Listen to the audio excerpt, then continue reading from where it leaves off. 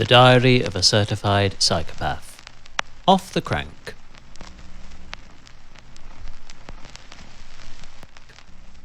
Die fliegende Fähringe. Once again, very much a case of both the head and spiritual heart fondly recalling a route that used to form a regular part of my modest repertoire, christened in honour of both its destination village, whose high street is still populated with namesake establishments, as though lauding its independent status over Worthing's westerly suburb of Goring by Sea, and Richard Wagner's shortest opera, which charts the prophetic tale of a ghost ship and its cursed captain, who are together condemned to sail Earth's 7 savage seas for all eternity,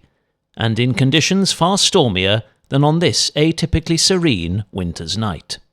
Despite a softly spoken Mouth of the South playing a fair, if frigid game during both out and homeward bound treks, my lungs were drifting dangerously close to oxygen debt spirals, whilst 2 legs remained rather more flooded with lactic acid than burning memories throughout this long-awaited off-season revival.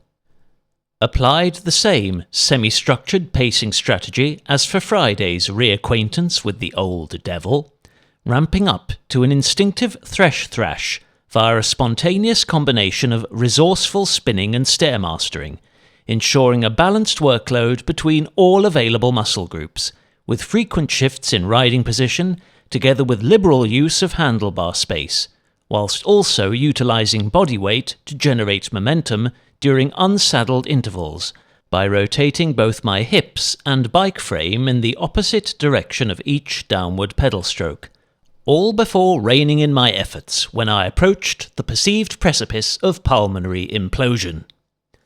By Dr. Garmin's wild guesstimations, and from a slackly strapped perspective, these visceral sensations translated to a surprisingly well-aligned monitored pulse that bordered bang on Zone 4's crimson peak throughout this nocturnal seaside bash's 60-minute duration, whilst normalised power averaged at 180 watts, according to the world's first platform-integrated strain gauges, and precision German engineering. Around 55% of my flexible functional limits, and significantly less brunt than would have been common for the same mindful and measured effort a few full blue moons ago. Note that for heart rate, Strava only allows athletes to configure 5 zonal ranges, which is the long-established format for determining the intensity one's cardiovascular system is subjected to, though for cyclists wanting to attribute each zone to a corresponding power output derived from their FTP, this makes things awkward, since the abominable Dr. Coggan's infamous sufferance scale, which Strava also adopts for data analysis, consists of 7 separate levels, with VO2 max and neuromuscular being unaccounted for on the cardiological chart. This means that the stat-conscious cyclist's 4th heart rate zone spans both their threshold and VO2 max power zones, which in my case always yields an overly optimistic reading of the wattage I can sustain at any given heart rate, especially above the ever-elusive sweet spot. Nonetheless, this metrical disparity is also a consequence of tapering fitness, which itself has evolved from my tendency to prioritise comfort over kudos. In terms of speed, hitting the magic 20 on Niner's flying carpet equipped with road-friendly tyres should have been a breeze, though the denser air, due to a lack of traffic creating a steady slipstream, or at least the odd pocket of reduced resistance, shaved at least 1 km per hour off a respectable average, whilst the safe pace I was forced to take during a tentative trundle through Ferring, where street lighting is scarce almost everywhere except the village's high street, also helped scupper this pipe dream. Slope and sail.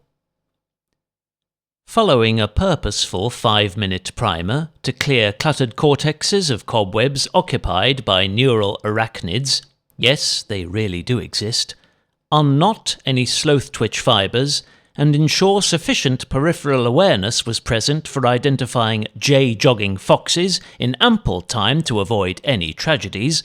I swung left along Elderly Shoreham Road and began traversing the familiar network of ramps, rounds, humps and downs that form my hometown's northerly suburbs, along with those of its nearest eastern neighbours. This secluded tangle of tax-funded tarmac varies in surface quality depending on which council's elected subcommittee can convincingly justify their inflated seasonal budget, though it has also, over what is approaching a decade, yielded enough aggregated elevation to cover multiple ascents of Mount Everest, which for further trivial perspective would only get me a fraction of the way, roughly 0.21%, towards Earth's lunar muse, who on this cloudless midwinter's dawn was conspicuous by her absence. Pacing mechanics for this bracing nocturnal roller derby remained the same as for my two recent formal outings. Attack every climb as though unsaddled mashing were falling out of fashion faster than a YouTube nutritionist's fad diet. Take seated breathers whenever I sensed that any imminent oxygen death spirals would take at least a minute to recover from. Then softly spin out all neutral inclines and descents. This canny strategy allowed me to capitalise upon every vertical millimetre that a turbulent Southwestern Union was willing to facilitate with their invisible hands, then employ gravity against my gusty foes whenever gradients turned negative. By Dr. Garmin's erratic reckonings, and pulled one lug tighter on a perishing strap, these instinctive overs and evens caused my heart rate to hover between 83 and 97% of its lifetime peak, throughout 50 verified minutes at Threshold's ragged ruby border. A lung-busting affair that felt every beat as strenuous, and returned a metered average of 200 weighted watts. Enough mortally generated AC to partially illuminate one of our radiant roadside guardian's incandescent torches, or charge a reasonably capacious USB power bank with sufficient stored watt-hours to keep the batteries of 3 iPhone 17 Pro Maxes and my battle-scarred Cat-Eye Volt 800 from exhausting their precious lithium-ion reserves for at least one more full cycle. Once again, this casual calculation assumes that any fitted pedal-driven dynamo is able to maintain a flawless level of efficiency whilst converting kinetic to electric energy,